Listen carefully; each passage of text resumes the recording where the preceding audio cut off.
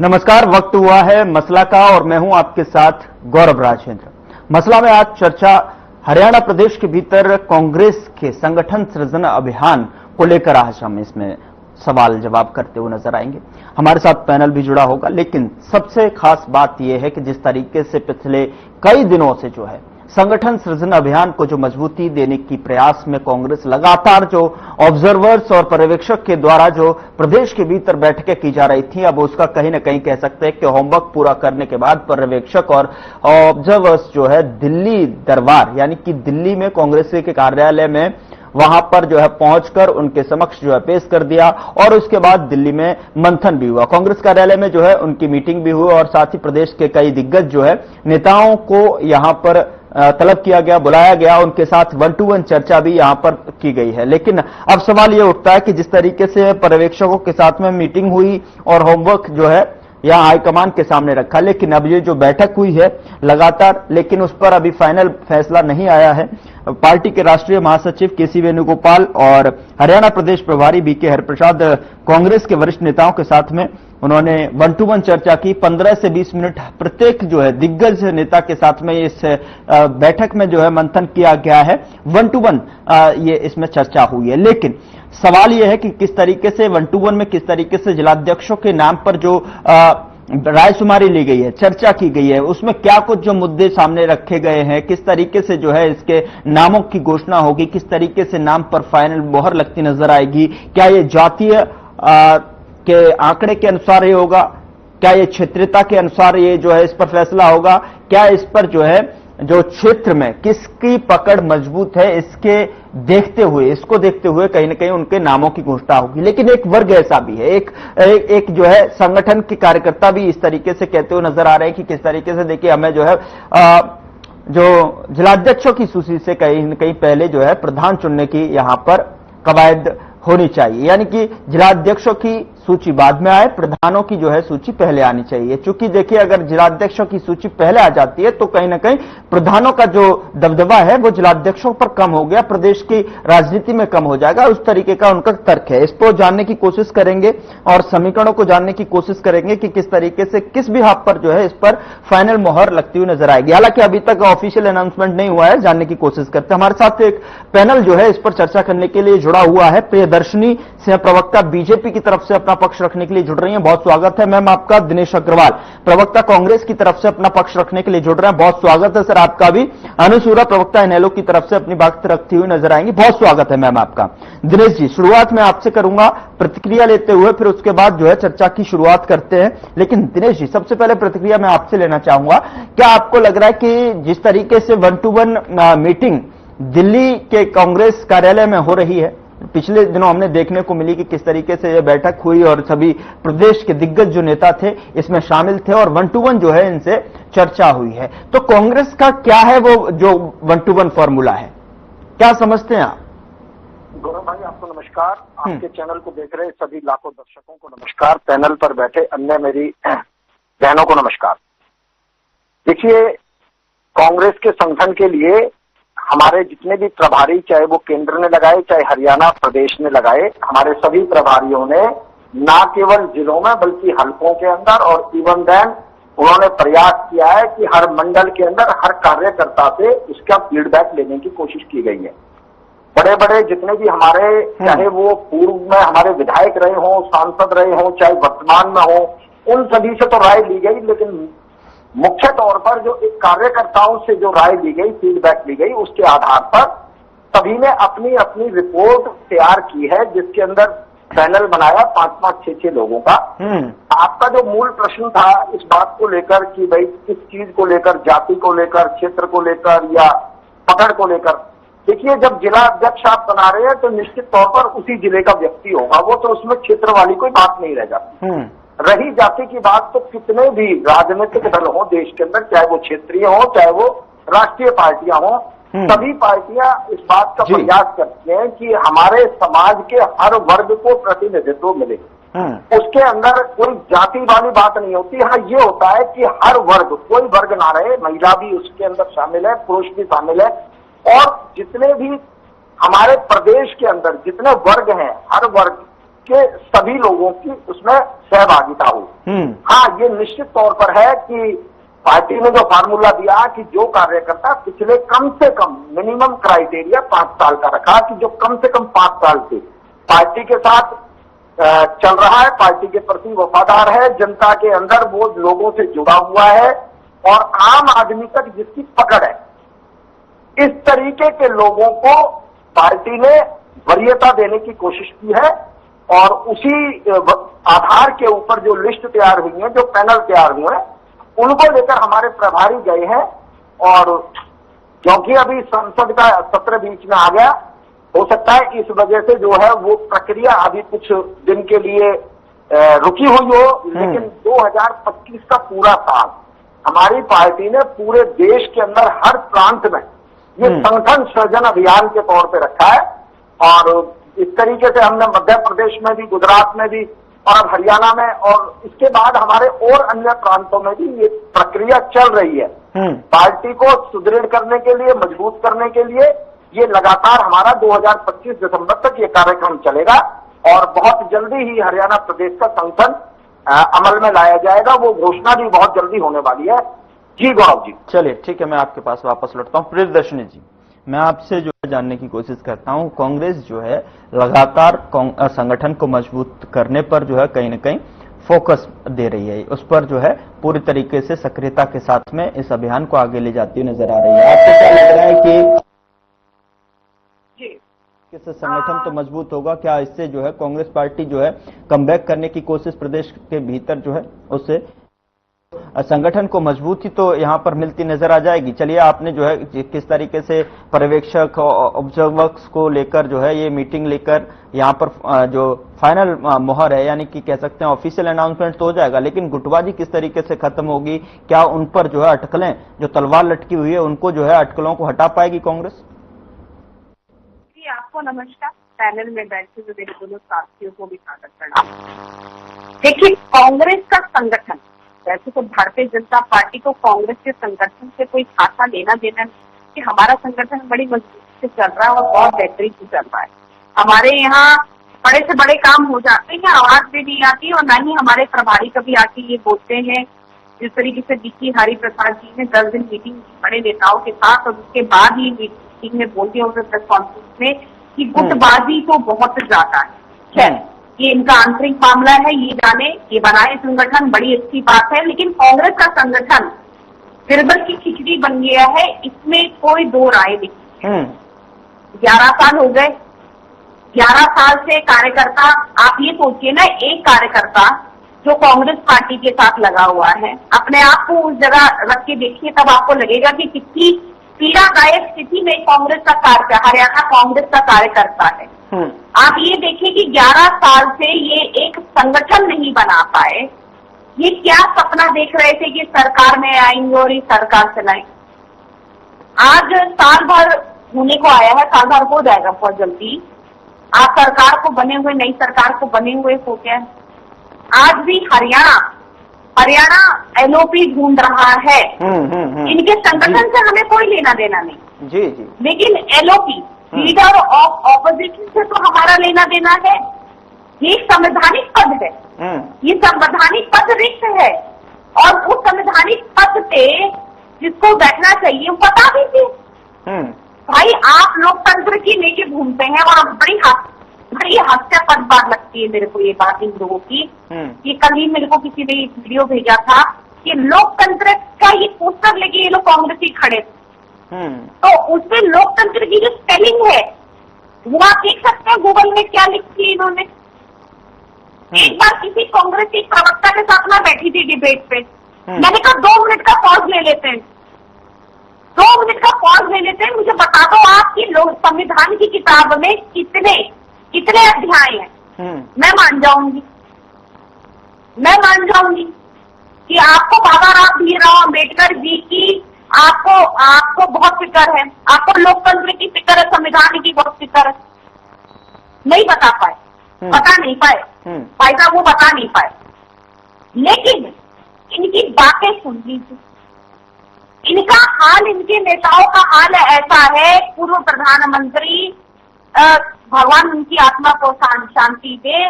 लेकिन ये बात हकीकत है कि एक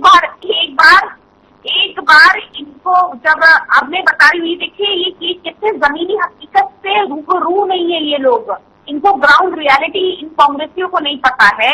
मैं आपको बताती हूँ, पूर्व प्रधानमंत्री की बात कर रही हूँ, जिसके बारे में कर रही हूँ वो सबको मालूम है किसके बारे में कर रही हूँ। एक बारी हरी मिर्ची बहुत कम उगने लग गई, तो प्रधानमंत्री ये बोलते कि लाल मिर्च उगाओ। जिनको ये नहीं मालूम, जिनको फल दिया जाता है गिफ्ट में, अगर भेंट करते हैं किसान, तो ये पूछो वो किस गिफ्ट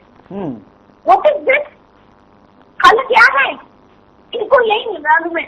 तो ये लोग इंटाइटल्ड लोग, इनको लगता है कि अगर हमारे सरनेम के आगे हुडा रखा हुआ है या हमारे सरनेम के आगे अगर गांधी लिखा हुआ है तो हम राजनीति विरासत में लेके आए। नहीं जी, आप विरासत में नहीं लेके आए, वो विरासत अब खत्म हो गई, अब दौर नया है। अब दौर वो है कि आज इस देश में एक चाय वाला भी देश का प्रधान सेवक बन सकता है और वो अपने आप को सेवक बोलता है, प्रधानमंत्री। ठीक है। आज का दौर ऐसा हो गया है कि आज एक किसान का बेटा, मैं नयाब सिंह सैनी जी की बात कर रही हूँ, आम परिवारों से निकले हुए व्यक्ति हैं, मेरे जैसे परिवार से, आपके जैसे परिवार से, जो हमारे दोनों प्रवक्ता साथी बैठे उनके जैसे परिवारों से, हम कोई हाई प्रोफाइल परिवारों से निकले हुए लोग नहीं है, आम परिवारों के निकले हुए लोग हैं। हमारी दादी नानी प्रधानमंत्री सदियों तक नहीं रही है।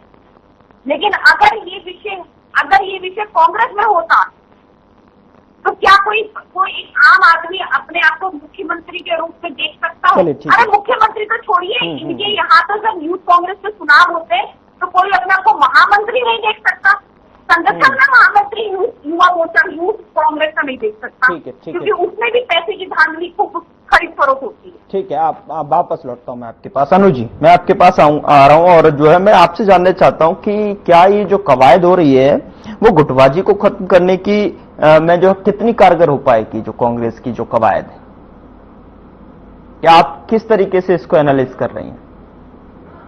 जी, सबसे पहले तो आपको, दोनों प्रवक्ताओं को, कुछ लोग खाते पीते तो बहुत बढ़िया हैं, पर फिर भी उनकी सेहत नहीं बनती। पिचके हुए गाल हैं, हड्डियां निकली हुई हैं, पैंटें ढीली हैं, कपड़े जचते नहीं, कोई पर्सनैलिटी नहीं। ऐसे लगता है इधर से खाए जा रहे हैं, उधर से निकले जा रहा है, क्योंकि उनका पाचन तंत्र खराब है। और जब तक के पाचन तंत्र दुरुस्त नहीं होगा, वो जितना मर्जी अच्छे से अच्छा खा ले, उनकी सेहत नहीं बन सकती। इसलिए हमारी संस्था सन्यासी आयुर्वेदा ने एक ऐसी दवा का निर्माण किया है जो कि आपके लिवर को, आपके पाचन तंत्र को दुरुस्त करने का काम करती है, ताकि आप जो भी खाएं उसका पूरे का पूरा निचोड़ आपके शरीर को लगे, आपकी भूख बढ़े, खाया पिया सही से लगे, नया खून बने, हड्डियों में जान आए, वजन बढ़े और आप मोटे तगड़े खूबसूरत पर्सनैलिटी के मालिक बन जाएं। सिर्फ 699 रुपए की पूरे 1 महीने की दवा होती है और आप इसे घर बैठे 01145454545 पर फोन करके दवा मंगवा सकते हैं। देखिए, अभी तो खुला खेल था ना कांग्रेस में, कोई गुट तो बहुत थे लेकिन कोई संगठन नाम की चीज तो थी नहीं। उसके बावजूद इलेक्शन में जिस तरीके से गुटबाजी हावी रही, जिस तरह से इलेक्शन के बाद इनके विधायकों ने जो जीत नहीं पाए, भावी विधायक बन के रह गए, उन्होंने जिस तरीके से प्रेस कॉन्फ्रेंस कर करके बताया कि दूसरे गुट ने उनको हराने का काम किया है, तो ऐसी स्थितियां कांग्रेस में रही हैं। जगह जगह कांग्रेस के मुख्यालयों पे ताले जड़े गए हैं, कुर्सियां फेंक फेंक के मारते थे, तो वो सब हमें याद है। तो हालांकि बिल्कुल ठीक कहा प्रियदर्शनी जी ने कि इनका निजी मामला है, लेकिन निजी मामले को ही तो सार्वजनिक किया ना कांग्रेस ने। अब अगर कांग्रेस के लोग एक दूसरे पे कुर्सियां फेंक के मारेंगे और वो मीडिया में आएगा, तब तो फिर वो निजी मामला नहीं रहता, सार्वजनिक या सरेआम तालेबंदी करेंगे कांग्रेस भवनों में, तो वो तो निजी मामला नहीं रहता। हालांकि अगर ये बंद कमरे में अपना संगठन बनाते हैं तो वो बिल्कुल इनका निजी मामला है, लेकिन बंद कमरे में संगठन बनाने के बाद फिर खुले में कांग्रेस क्या क्या करेगी वो समय बताएगा। इनेलो जैसा संगठन मुझे नहीं लगता कांग्रेस बना पाएगी जिसके अंदर डिसिप्लिन हो। देखिए, डिसिप्लिन महत्वपूर्ण होता है, समय अच्छा बुरा आता है, इसमें कोई दो राय नहीं है, क्योंकि कांग्रेस के पास ले देखिए एक बात बचती है कि इनेलो की तो 2 सीट बची है। इनेलो ने क्या क्या झेला है वो इनेलो जानती है, लेकिन डिसिप्लिन कभी नहीं छोड़ा।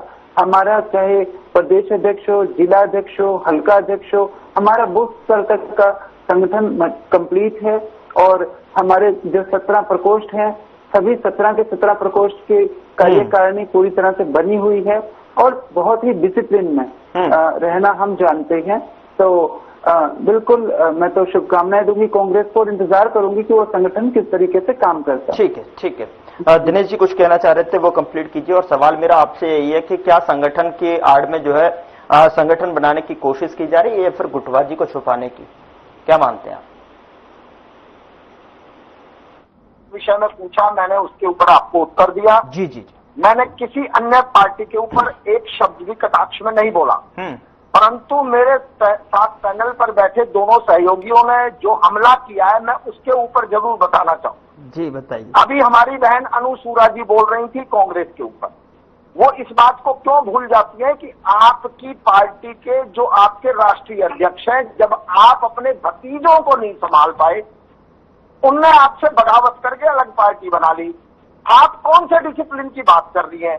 और रही 2 सीट की जो बात, मैं पहले दिन से कह रहा हूं कि रानिया की सीट आपने बेईमानी से जीती। चुनाव में एचएलपी और आईएनएलडी का समझौता था और अब तो गोपाल कांडा का वीडियो आ गया बकायदा सामने। उन्होंने खुद ये कहा है कि गलत मैं हूं या गलत अभय सिंह है, ये तो आप तय करो। जब चुनाव चल रहा था, रानिया की सीट हार रहे थे, तब ये कहा मनोहर लाल खट्टर जी ने, अरे कम से कम रानिया की सीट तो बचा लो और ये भी कांग्रेस पे ना चली जाए। बोले उसके बाद मैं और गोविंद कांडा, गोपाल कांडा दोनों लगे और किस तरीके से उसमें बेईमानी हुई है किसी से नहीं छुपा। चुनाव आयोग ने हमसे 4.5 लाख रुपए जमा करा दिए, लेकिन हमने जिन मशीनों की बात करी उनकी दोबारा गिनती करके नहीं दी।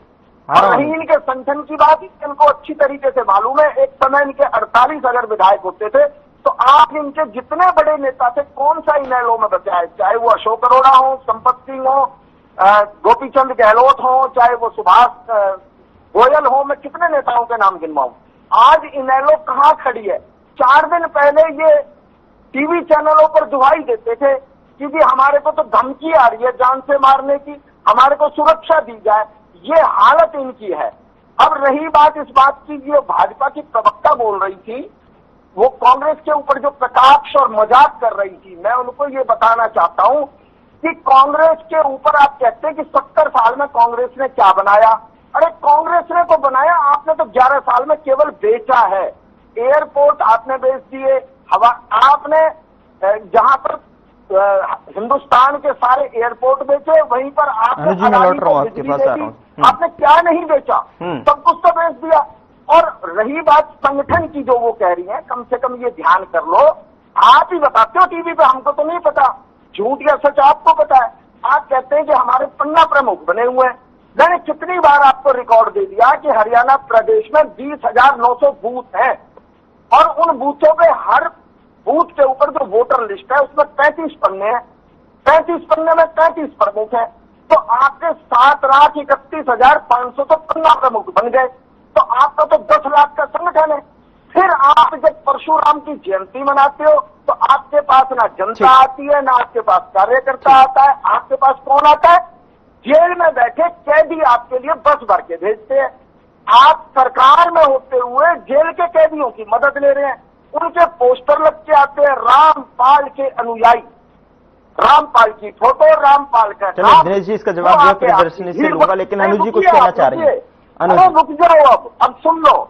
नहीं हो गया ना। मोहनलाल बडोली प्रदेश के अध्यक्ष हैं, रेत का मामला चल रहा है उनके ऊपर, जनाब पता है आपको। और कसौली की, अरे सुन लो, बीच में नहीं डिस्टर्ब, मैंने नहीं किया सर कंप्लीट कीजिए। कसौली की सेशन कोर्ट ने केस को रीओपन कर दिया है। ठीक है अनु जी कुछ जवाब देना चाह रही हैं, फिर प्रियदर्शनी जी फाइनल। केस को रीओपन कर दिया। अनु जी दीजिए जवाब। सुन लो, अभी रुको। इनके खत्म हो जाएगा फिर। इनके सुभाष बराला उनके बेटे ने एक आईएएस अफसर की लड़की को सरेआम चंडीगढ़ के अंदर उसका रास्ता रोका, उसका पीछा किया, उसकी गाड़ी पे अटैक किया, उसके साथ दुर्घटना करने की कोशिश करी। ठीक है अनुज जी आप जवाब दीजिए। जी सर, दिनेश जी ने ये कहा। दिनेश जी अब सुन लीजिए जवाब। जी अब आप समय पूरा हो जाएगा, आप जवाब सुनिए, समय पूरा, आप जवाब सुनिए। सीमित है। आपने अगर बात फेंका तो दिनेश जी बात सुनिए, कंप्लीट करने दो। दिनेश जी ने आपने जवाब दे दिया दोनों को। दिनेश जी ने आगे से हम आपके चैनल इनको म्यूट कर दीजिए। करने दो। ठीक है जल्दी 5 सेकंड में कंप्लीट कीजिए दिनेश जी। 5 सेकंड में कंप्लीट। आप बात सुनिए। ठीक है सुनाइए, आप कब तक सुनाए? समय भी सीमित है ना सर, विकास बराला समय के अंदर बात कहना सीखिए ना सर। हाई कोर्ट में मुकदमा चल रहा है, उससे ऊपर हाई कोर्ट में मुकदमा है। ठीक है। अंडर ट्रायल क्रिमिनल है। गौरव जी मैं अपनी कंप्लीट करूंगा, चाहे डिबेट खराब हो 100 बार हो जाओ। कैसी बातें कर रहे हैं सर, ये जिद थोड़ी ना चलेगी। मैं सर यहाँ पर और भी लोग बैठे हैं, वो आपको कब तक सुनेंगे सर? समय भी तो सबको देना पड़ेगा ना। बकवास करवाओगे, आप जवाब भी तो लीजिए ना। आपका चैनल कांग्रेस के खिलाफ बकवास करवाने के लिए है क्या? कैसी बातें कर रहे हैं सर? बेतुकी बातें, बेतुकी बातें ठीक नहीं लगती। आप सीनियर प्रवक्ता है सर, आप सीनियर प्रवक्ता है, कहना नहीं चाह रहा हूँ। आप सीनियर प्रवक्ता है और जो मैं संगठन की बात को उठा रहा हूँ, मैं संगठन में हो रही चीजों को बता रहा हूँ। आप कैसी बातें कर रहे हैं? बातों के लिए मैं आपको नहीं बुलाता। जवाब सुनिए। जी अनुज बोलिए। मैं ये कहूंगी आप कर लीजिएगा, समय भी तो है ना। समय की भी बाउंड्री होती है नहीं होती? आप सीनियर प्रवक्ता होते हो, आप नहीं समझते क्या? लेकिन मैं इनके आरोपों का जवाब दूंगा। आप कितना हम भी देंगे आपके आरोपों का जवाब, हम भी देंगे आपके आरोपों का जवाब। कांडा हुड्डा का मित्र, हुड्डा का कंप्लीट कीजिए मैम। इलाहाबाद इलेक्शन में कांडा मेरी भी कुछ मजबूरियां होती है ना। अरे थे हुड्डा साहब, हाँ। जवाब आप भी सुनिए सारे। उसके बाद इन्होंने कहा भतीजे नहीं संभाल पाए। दिनेश साहब आप अपने चाचा के साथ रहते हैं क्या पर्सनल रोज की रोज रोते हैं? एक तरफ तो आप भाई भतीजावाद का विरोध करते हैं, फिर कहते हैं कि अपने भतीजे क्यों नहीं पाल रखते? आप कौन होते हैं किसी की फैमिली में जज बनने वाले? आप अपने चाचा के साथ रहते हैं क्या? ये जो अग्रवाल साहब आपने कहा कांडे की इलाहाबाद हल्के के अंदर हुड्डा साहब खुद कांडा के वोट मांगता घूम रहा था। पहले अपने बाबू बेटे संभालो, पहले अपने बाप बेटा को संभालो। प्रियदर्शनी जी 5 सेकंड प्लीज मैम कंप्लीट कीजिए। 10 सेकंड में क्या कंप्लीट करूं मैं इनके शोर में? अब एक बात बताइए। नहीं होंगे, इनको डाउन करिए इनकी वॉल्यूम। नहीं उनकी वॉल्यूम डाउन है, लेकिन आप आपकी डिबेट खराब कर देंगे। का मुद्दा ऐसी पूरी डिबेट होती है। नहीं आप बताइए। अब सीनियर प्रवक्ताओं को हम डिबेट में लेकर आते हैं, अब सीनियर प्रवक्ता ही जो है इस तरीके से जिद लेकर बैठ जाते हैं कि हम तो अपनी बात को पूरी तरीके से रखेंगे। अब सवाल जवाब होते रहेंगे, लेकिन उन्हें समय का एक दायरा होता है, हमारे पास भी समय के दायरे में ही रहकर जो है हमें अपनी बहस और जो चर्चा, जो हेल्दी चर्चा कह सकते हैं प्रदेश के ऊपर जो है हमें करनी होती है। लेकिन यहाँ पर जो है किस तरीके से देखिए जिद तो यही कर रहे हैं ना दिनेश जी, प्रियदर्शनी जी चाहते थे। मैं अब आपको अब जब हम इसको उतर ही आए तो सुनिए, हुड्डा साहब खुद ही नहीं चाहते थे कि कांग्रेस की सरकार आ जाए, 50 सीट आ जाए। चलिए माफी के साथ आप सभी को मुझे रोकना पड़ रहा है, चूंकि समय की भी अपनी एक सीमा है। और ऐसे में जो है देखने वाली बात ये होगी कि किस तरीके से जो है कांग्रेस अपने संगठन सृजन अभियान को लेकर जो है दिल्ली में जो पर्यवेक्षक ऑब्जर्वर्स की जो मीटिंग है और जिनकी जो रिपोर्ट्स है वो रखी गई है, उसके बाद जो है जिलाध्यक्षों की जो सूची का जो पैनल है वो अध्यक्ष, कांग्रेस अध्यक्ष और राहुल गांधी के समक्ष रखा जाएगा। उसके बाद जो है ऑफिशियल अनाउंसमेंट इस पर देखने को मिलेगा। फिलहाल मसला में इतना ही। नमस्कार।